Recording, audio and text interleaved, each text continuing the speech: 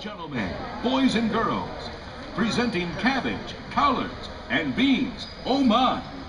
A southerner's view on growing fruits and vegetables. Please welcome Orlando's own Robert Bowden to the greenhouse stage.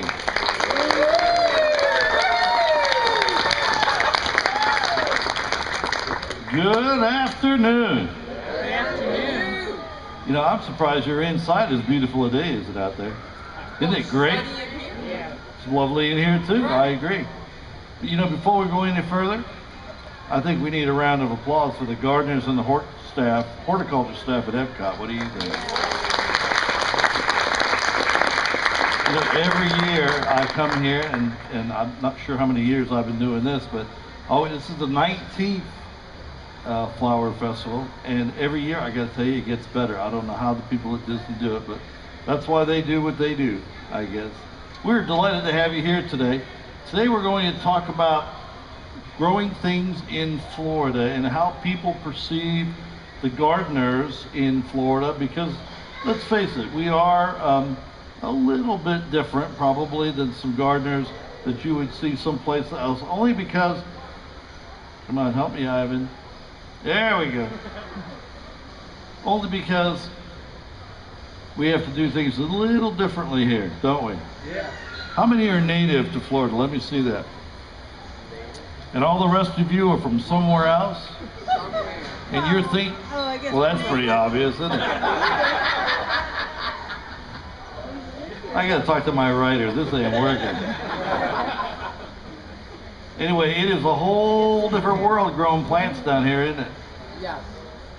So we're gonna talk a little bit about the perceptions that people have about gardeners in Florida. A lot of people think what we do is a little mysterious, a little unexplained, because we have to do things differently. A good example of that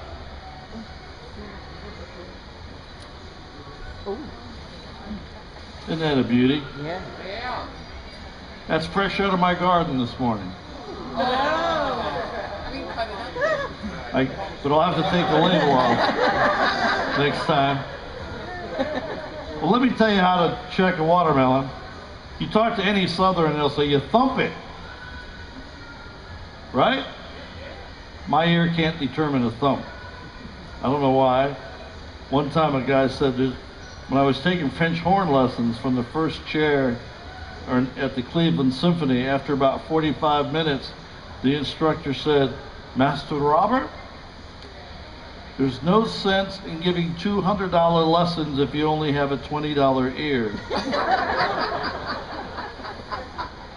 So that didn't last very long. I'm looking for a straw, a single straw off of this broom.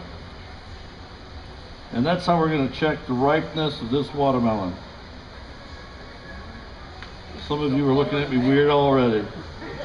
This guy, I actually came to hear this guy, and he's going to tell me how to check a watermelon. So we got a broom straw, perfectly good watermelon. We're not quite sure whether it's ripe inside. I gave a talk like this last week, and there was a guy way in the back. In fact, I think it was you, sir, right there. And he said, "Smell it.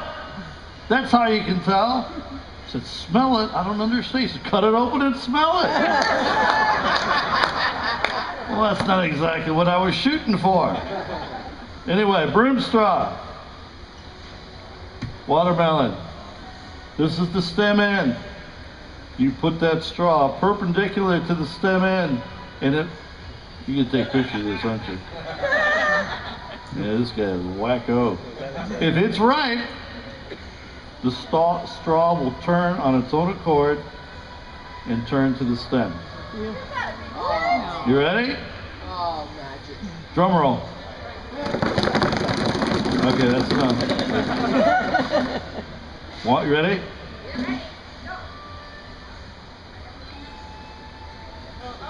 It's not ripe. Just kidding. Hold on, I gotta find the perfect spot for it.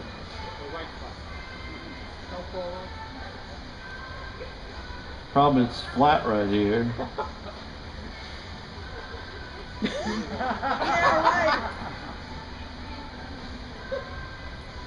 Oh, I think I got it this time. You ready?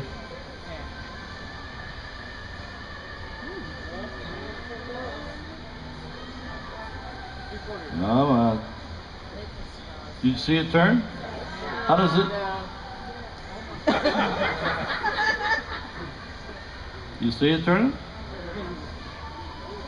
Hard to see when you're in the back, but take my word for it, it just zipped right over there to show you that it was right. When I go to the grocery store, I embarrass my children because I usually have a crowd of people around, and they, hey, you know what? That guy that tests watermelon, he's back.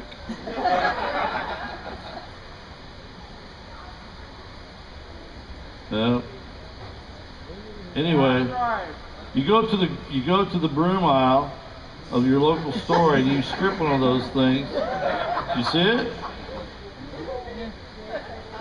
Okay? Why does it do that?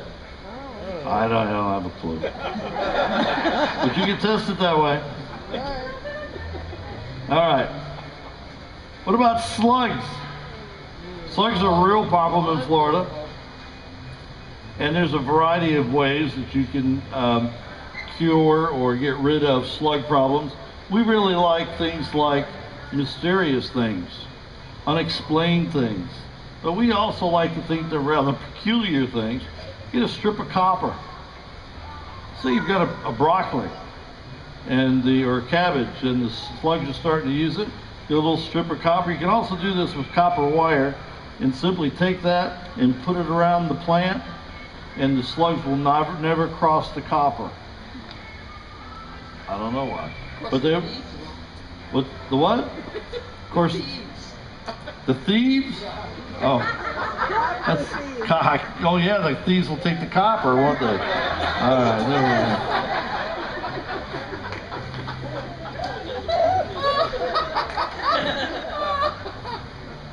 You had to be in the front row, didn't you?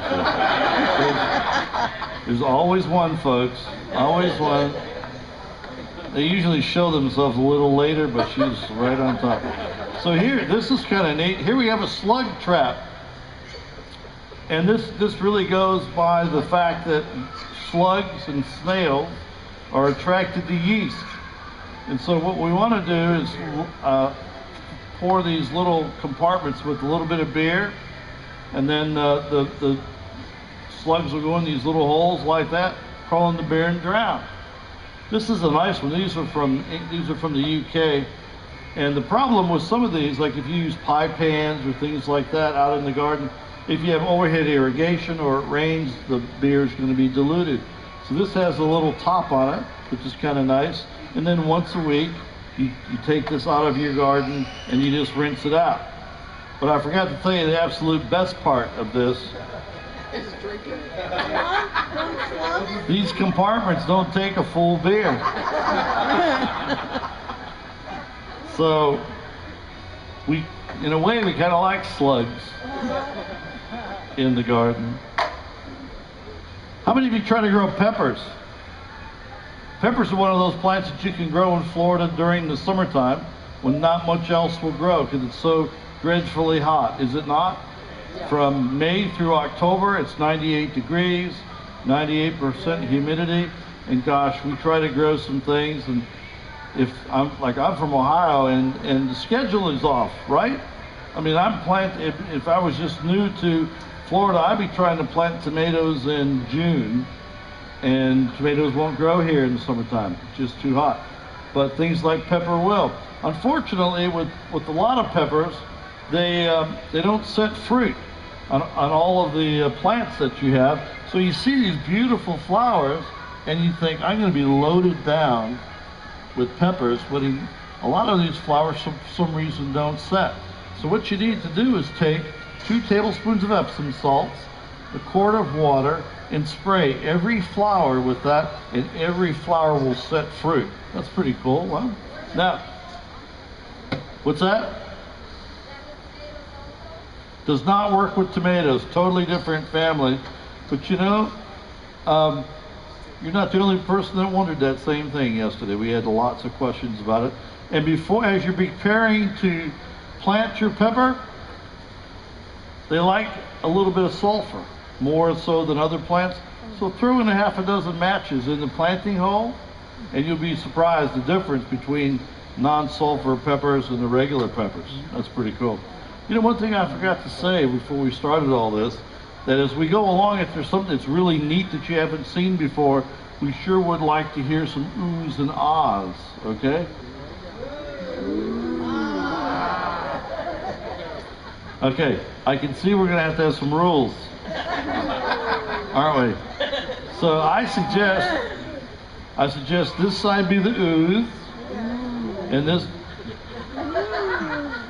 when I'm ready, hold on there. And this is the ahs over here. So let's hear the oohs. And the, okay, all right. But don't play with me. I know when you're serious or not. All right.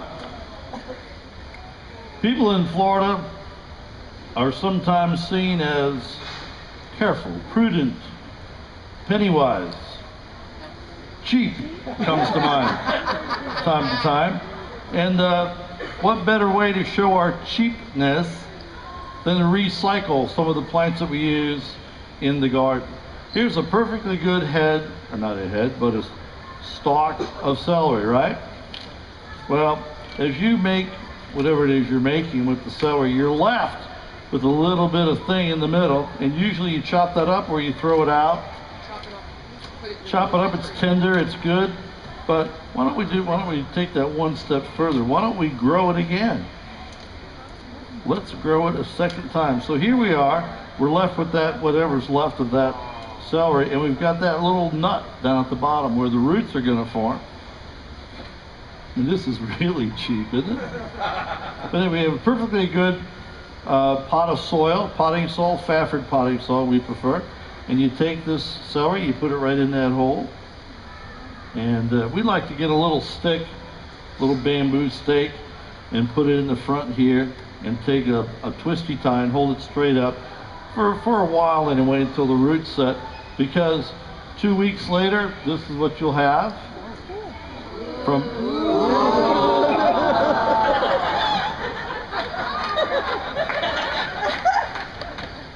I can't believe I go through this every year. This is 4 weeks old.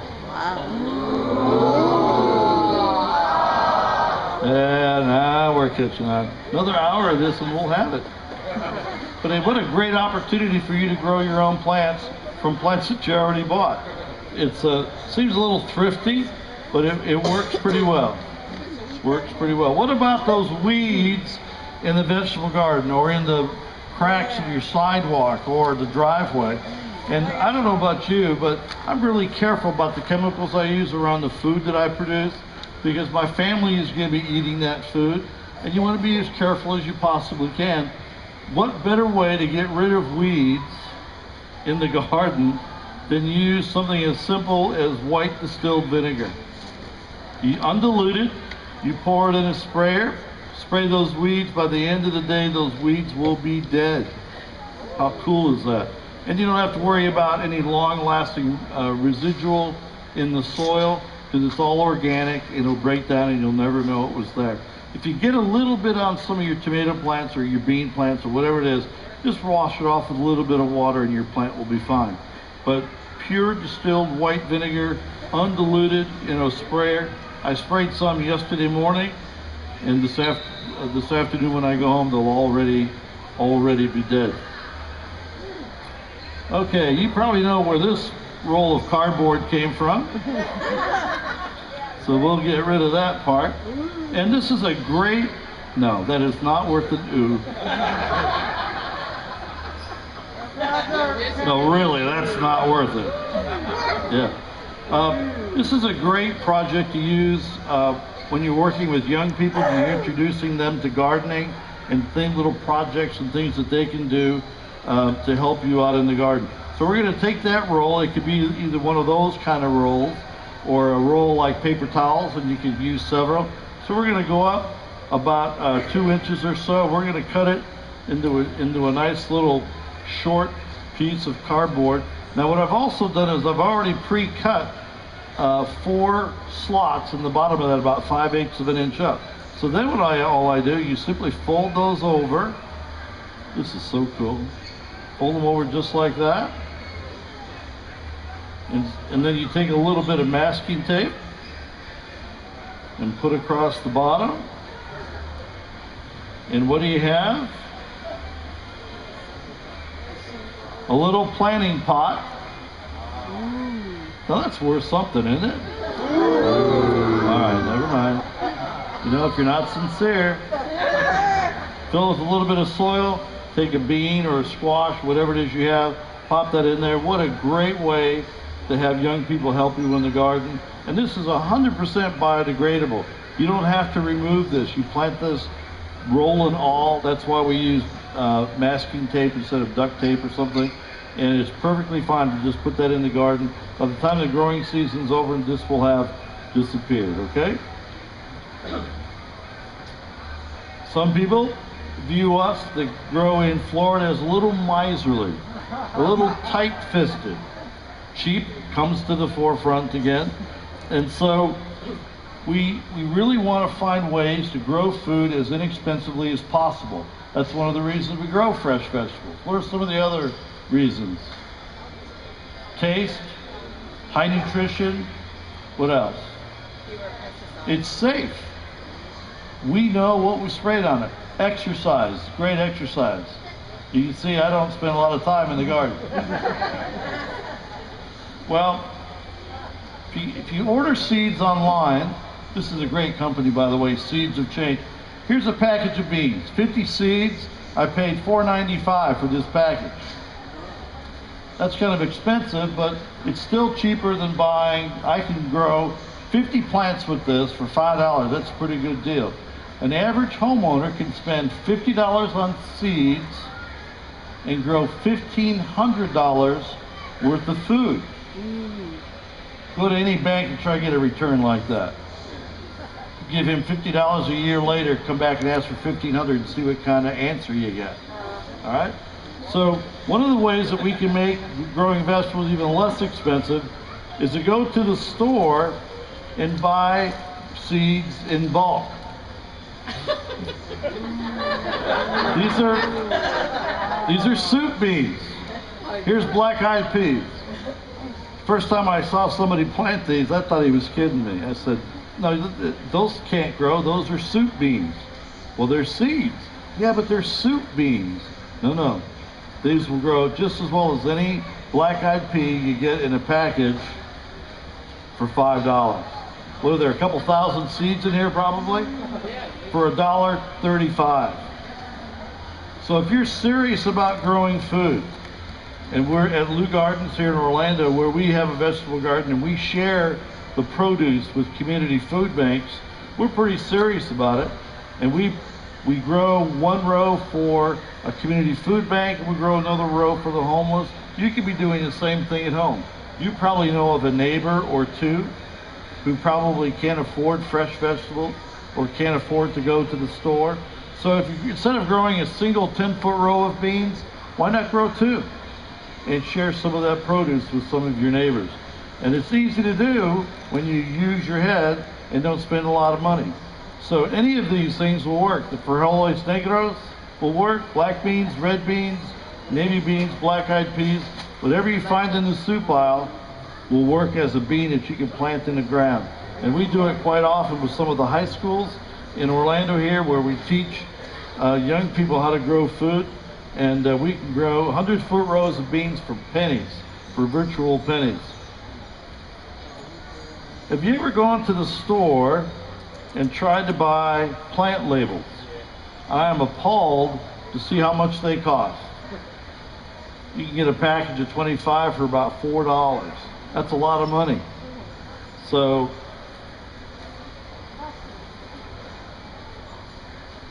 I snuck into my bathroom this morning.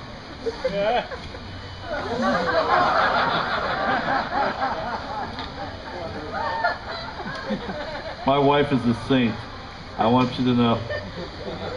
How many plant labels are here? Cut them off. That's a perfect plant label, is it not? It's plastic, indestructible, can be used over and over and over again. You can cut a point on the bottom. I mean, that's exactly the same plant label you're going to get in a package. A blind like this probably costs $3 or $4. A package of 25 is going to run the same amount of money. Question is now, how am I going to explain this when she goes home and there's no blinds in the bedroom? But it's okay, we'll figure it out. Now, it's really important that after you pot up a plant or you plant the seed in the garden that you label it. None of us are as young as we used to be. And you can plant the whole garden. I've done this before. You get in such a hurry, you get so excited about planting your garden that you plant all the seeds, everything's nice and straight rows, and you stand back and look at it and say, or you say to yourself, I'll remember where that kohlrabi is. I'll remember that carrot. I'll remember the variety of carrot, and I'll remember exactly where it is. And 2 minutes later, you've already forgotten where it is. So it's important that when you finish planting a row or in a container, that you mark it. And you use a plant label. I recommend Venetian blinds, but you can use plant labels. But see, this is a permanent marker. It says permanent. That may be fine for Ohio, but it's probably not permanent in Florida. Because 3 weeks later, whatever you put on this label will have disappeared. And so the information that you needed to know for next year, I mean, let's say you had a bean that worked really well and you wanted to grow that next year. If the information isn't on this plant label, you have no way of remembering exactly what it was. So rather than the permanent marker, which is what a lot of people use, I recommend a China marker or a wax or a grease pencil, they sometimes call it.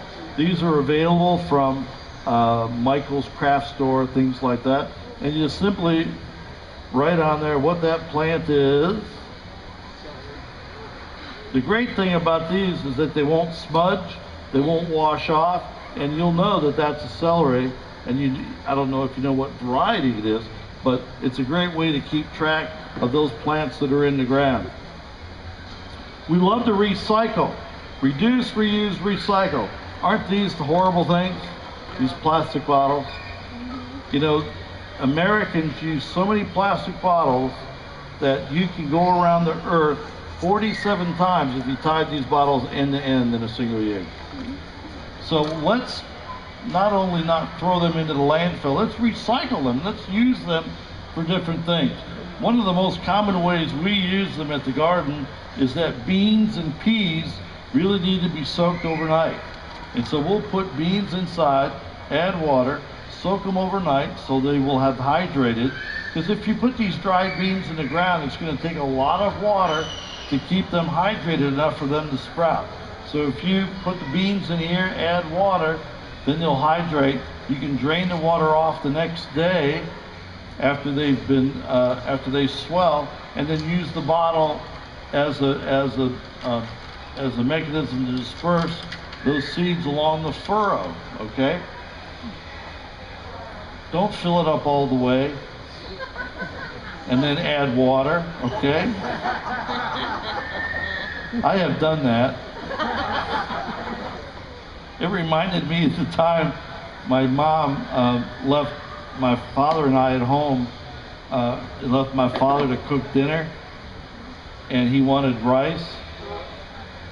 And so he had a big pot, and he added a little water, and well, that doesn't look like enough rice, so he added a little more, a little more. Well, 35 minutes later, we had this column of rice coming out of that pot. So fill it up about halfway with beans, fill the rest up with water, shake it up real good. By the next morning, it'll be ready to plant into the garden. You recognize this? I think everyone probably has one of these in their gardening shed or in their garden. Just green twine. Where's the end of this? It's just a bird's nest, and it's absolutely horrible. Gotta be a better way to keep track of your twine that you use for tying up tomatoes and string for your cucumbers and so on. So what we've done is we use a somewhat smaller bottle, and we cut it in half with a pair of scissors and put the twine inside, and then we close it in. We put a little hole in the top so the twine comes. Okay. Well, you're getting there, but by tomorrow you'll have it down, I swear. So then we want to just put a piece of tape around it. And isn't that great? I mean, it's a great way to keep track of your twine. Every garden bucket in Florida should have one of those. It's just a really easy way, and then you can ultimately recycle it, okay? All right. All right, what about gardening in Florida? It's a little buggy, is it not? Right about dusk, mosquitoes start coming out. And I don't mean one or two. There's swarms. What about those cute little no-see-ums? Aren't those great? Oh yeah, we love those. All right, we can stop all of that. Get a dryer sheet, not a used one, a fresh one. That's it. Put it in your pocket, mosquitoes and no-see-ums stay away. How cool is that? Ants? No, it's not. Now, the other good thing is at the end of the day, you can take this and throw it home in the dryer, and it's perfectly fine. But you can't use a used one, okay? And you can't use unscented. You got to use the real thing. One of the problems that we have in Florida, in addition to the bugs, are lots and lots of weeds. And when you're growing a garden and it's 98 degrees outside and it's 98% humidity, it's not much fun gardening anymore, is it? It's pretty hot, it's pretty brutal. The last thing you want to do is go into your vegetable garden with a hoe and hoe weeds. It's a waste of time. If you don't remember anything else for the next few minutes after having heard this presentation, you're going to remember this, because this is going to save you an amazing amount of time. Wouldn't it be great if you could plant a garden and then spend maybe an hour a week in that garden maintaining it, and then spend the rest of the time harvesting the vegetables and fruit from it without any work involved? How would it be to go into a garden and the only reason you go there is to harvest the fruit and not to do any work? That's sort of like the ideal garden, is it not? Well, you can do that. It's really easy. Lay your rows out the width of a newspaper, single layer of newspaper. The idea is to take away one of the three things that plants need to grow. They need water, soil, and sunlight. But like any three-legged table, if you were to take one of those legs away, that table will fall. If you use something that will eliminate one of those three things, the weeds will not grow. So what we've done, we have elected to keep the sunlight from reaching the soil and thereby germinating the weed seeds. So this is all we do. We plant our plants in the garden like beans. Once they get up about 4 or 5 inches, or in this case celery, we'll plant the celery into the ground, and we'll take the newspaper and plant right up to it. And then we'll take another newspaper and put on the other side. So now we have rows of newspaper between our celery plants or our bean plants, and we have now prohibited the sunlight from reaching the weed seeds. They still get water, still get sun, or still get the soil, but they will not germinate because they have no sun. The vegetables are above the newspaper. They're going to do very, very well. The only problem, though, is that the newspaper flies around, does it not? So the only question you have that you need to finalize, and that is, what do you cover the paper with to keep it flat, keep it from flying away? Right now, there are a lot of the small oak leaves that are available in your yard, or you see them out on your neighbor's curb, and they take those and they take them to the landfill. Use those oak leaves to hold the newspaper down. When the produce is ready to be harvested, all you then have to do is harvest the plants, and then you have the oak leaves on top. Simply rototill or turn those oak leaves into the soil, adding organic matter to the soil. You can also use something called salt marsh hay, and that's available at feed stores all throughout Florida. And you use it just enough to cover up the newspaper so you don't see it. That'll hold the newspaper down. Water, nutrients can all penetrate a single layer of newspaper, but you won't have to pull any more weeds, because weeds cannot get the light that they need to grow. Okay, yes ma'am. Pine needles don't offer any good organic matter. Oak leaves, as they break down, produce good organic soil. So I mean, technically you could use anything, but you'd have to then remove it and then prepare your garden. But if you use leaves or straw, you just turn everything in together. It increases the water holding capacity of our sandy soils, and that's wonderful. They absolutely love it. So isn't that great? Wouldn't you love to go into your garden? The hardest part we have of working in a vegetable garden once we use this system is staying out of the garden and letting the plants grow and leave them alone. You know, you want to go out there, you want to fuss, you want to tie this guy up, and you want to maybe cultivate the soil a bit. You don't do that with this system. You let it go, you water it, and it grows all by itself. It's a really great way to grow vegetables in here in Florida with little or no work. How many of you have pruning paint in your garden shed or in your bucket? Now, it used to be that we would use this stuff after we cut a limb. We would go ahead and spray that with this pruning paint, thinking that we were sealing it and then allowing the plant to heal better. And that really isn't the case.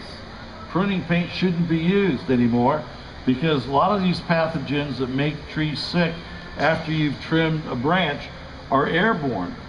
And if you paint that wound, a lot of those pathogens are being painted inside and they can't escape. So you really don't use this for what it was originally used for. But in Florida, as I said, it's very hot and it's very humid, and you fill a clay pot with potting soil, you keep it wet. What happens then is that the clay acts as a wick and it pulls water out of the soil. So clay by itself is not that good as a container because the plants dry out far too quickly. Plastic is better, it's impervious, but I have to tell you, I still like the feel of clay. I like the look of clay. Plastic is good, but it's not as attractive. The problem with clay, though, as I said, is it wicks water away. So we need to come up with a way to prevent that water from wicking away. And to make sure you have it pointed in the right direction. Paint the inside of your clay pot with some of this pruning paint. That'll seal it, and you can plant plants inside, and it won't, now it's sealed, it will not draw that water out, and you won't have to water nearly as often. So plastic is good, clay is great, but it's a lot better if you can to seal that off so you don't have that problem. Okay. Some people think what we do in Florida, being able to grow anything in Florida, is rather astonishing given our heat, the humidity, and all the bugs that we have. We really rather like to think of it as amazing, quite frankly. Here we have corn. Anyone try to grow corn here? Pretty tough, isn't it? It's almost impossible, in fact, especially if you don't want to use chemicals. And I don't think anyone here would want to use chemicals on the food that they put in their mouth. So rather than spray your corn with chemicals, you know, the biggest problem is the little worm that gets down inside once it starts to silk like that, and the moth. It's a really ugly moth. It lays an egg and it crawls down inside and starts to eat the kernels of corn. Once it gets that far, it's virtually impossible, regardless of the chemical you have, to get rid of that worm. So the trick is not to let that worm get started. And this is how simple it is. Starts to silk, grab yourself a handful of sand. Sprinkle that top of that corn with that sand. The sand will, once it gets wet through overhead irrigation or rain, will wander down into the corn, and when that moth lays the egg, that egg hatches into a caterpillar, and that caterpillar starts to eat its way through. Once it gets to that grit, it can't eat anymore and it dies. So here's a perfectly good example of something as simple as white sugar sand that we probably all have in the garden, as a good example of how to treat the bugs on your plants without using dangerous chemicals. There's another way too. I noticed as I was preparing this morning that some of these plants up front have bugs on them. And these could be tomato hornworms, they could be gummy bears, no, they could be Tasty. they could be tomato hornworms, they could be stink bugs, they could be any number of things. But I'm finding a lot of these, and so as I'm going along, who's helping me here? There's some more here. Oh my gosh, this garden is absolutely infested with gummy bears. No, I mean with hornworms. Look at all these horrible bugs, and we're gonna have to get, what better way to get rid of these bugs?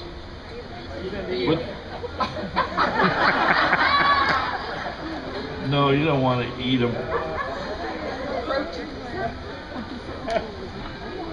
These are only the bugs that you found. There's other bugs out there. We have to find a way to get rid of those bugs that are left behind. So we gathered up all these bad bugs. Now you should know this morning when I snuck into the bathroom and stole the Venetian blinds,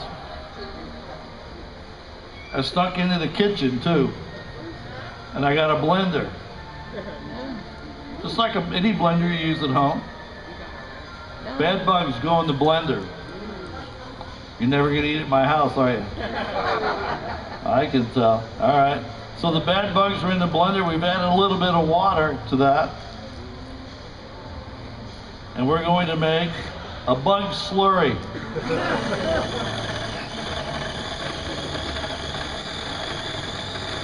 A bug margarita. So now we've got this slurry.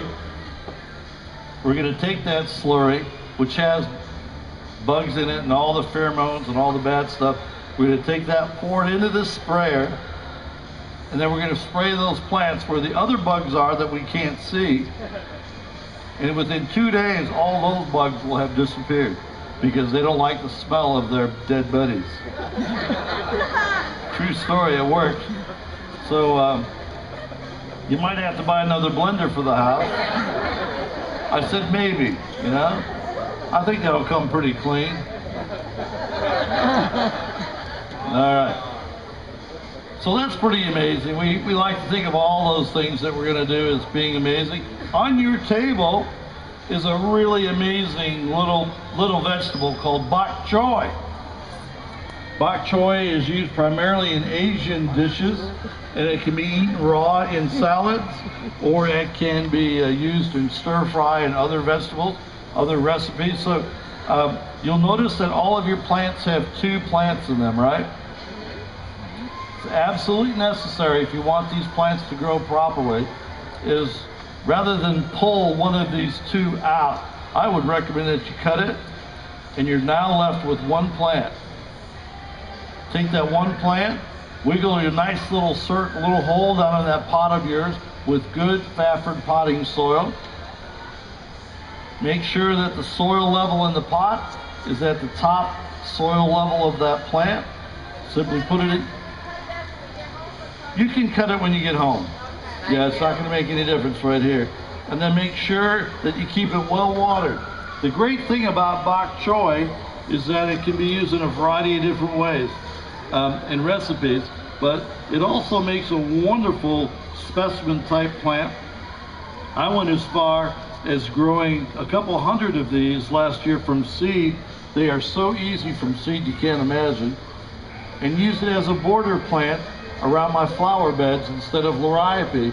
And everyone that passed who stopped and looked wanted to know what that new plant was that I had.